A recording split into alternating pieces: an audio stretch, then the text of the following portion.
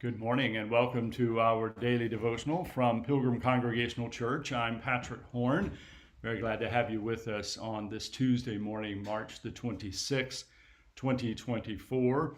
And this week being Holy Week, of course, we are focused on the story of Easter. And the lectionary passage this week for Easter is one in which the story of Easter is told by Peter. So I'm going to read, our passage is Acts chapter 10, verses 34 through 43. I'm going to read the first three verses of this passage and then offer a bit of context and then close us with prayer. So this is Acts chapter 10, verses 34 through 36. Then Peter began to speak to them. I truly understand that God shows no partiality. But in every nation, anyone who fears him and does what is right is acceptable to him. You know the message he sent to the people of Israel, preaching peace by Jesus Christ. He is Lord of all. That message spread throughout Judea. That's the end of 36, right? He is Lord of all. So the verses that I want to emphasize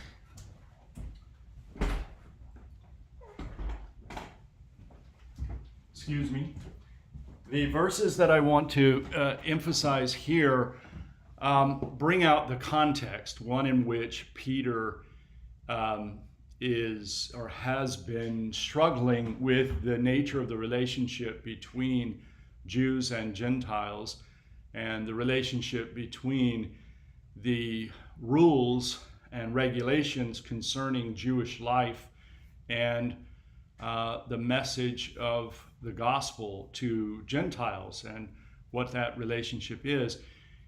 Earlier in this chapter, we have a long exchange between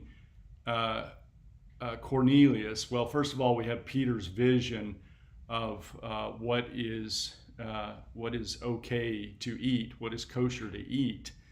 Then we have information about Cornelius, who is a centurion and described as a God-fearing man, an upright man who was righteous. So it's in that context that we have Peter saying, I understand that God does not show partiality, meaning between Jews and Gentiles, and that anyone who fears God and does what is right is acceptable to God.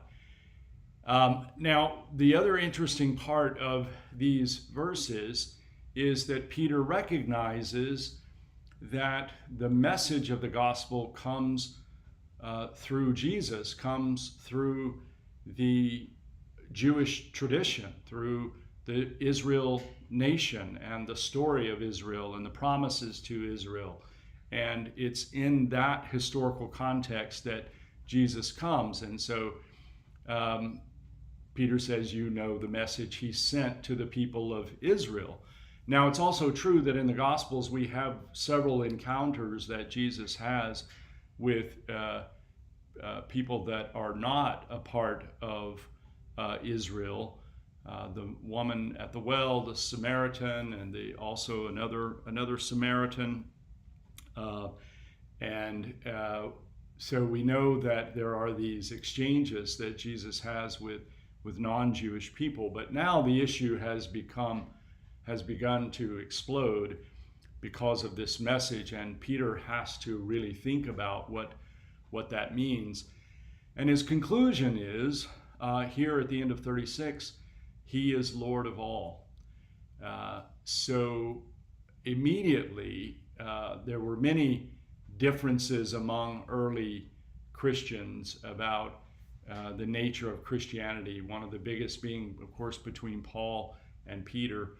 But both Paul and Peter understood and preached that this message is for all, for the whole world, not just for the people of Israel. This is a very good reminder to us as well, to the reminder that the message and God's relationships are not just with those of us who identify as Christian, but in fact, all of those who are righteous, who live righteously, are acceptable to God. So, very powerful message about the nature of our relationship with the rest of the world, particularly those who are not Christian, and the relationship that God has with the whole world. Let's close with this prayer. This is a prayer from it's from Harry Emerson Fosdick's The Meaning of Prayer, but it's a prayer written by Saint Bernard from the 12th century. And so let's read this prayer from Saint Bernard. O Lord, come quickly and reign on thy throne, for now oftentimes something rises up within us and tries to take possession of thy throne. Sometimes pride, covetousness, uncleanness, and sloth want to be our kings. And then evil speaking and anger and hatred and the whole train of vices join with us and warring against ourselves and try to reign over us. We resist them, we cry out against them, and we say, we have no other king than Christ. O King of peace, come and reign in us, for we will have no king but thee. Amen. Thank you for joining me this morning from Pilgrim Congregational Church. I'm Patrick Horn, and I hope that you have a very good day. Goodbye.